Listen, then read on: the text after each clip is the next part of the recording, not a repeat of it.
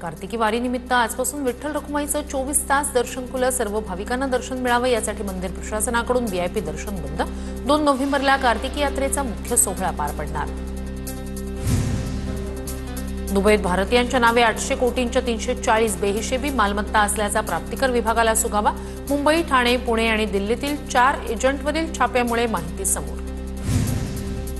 ST महामंडळाच्या ताफ्यात 8300 नव्या गाड्यांची भर पडणार. स्मार्ट, वॉल्वो, मिनी बस अशा सर्वच श्रेणींच्या गाड्यांचा समावेश.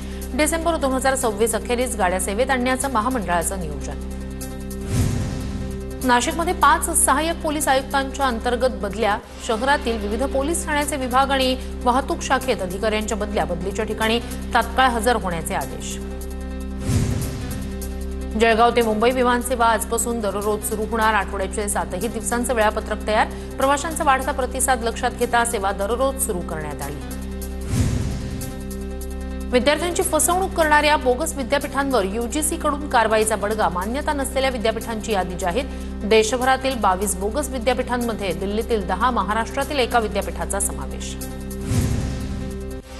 1 नोव्हेंबरपासून माथेरानसाठी टॉय ट्रेन सेवा पुन्हा एकदा सुरू होणार. माथेरानची राणी म्हणून ओळखली जाणारी मिनी ट्रेन पावसामुळे गेल्या काही महिन्यांपासून बंद होती.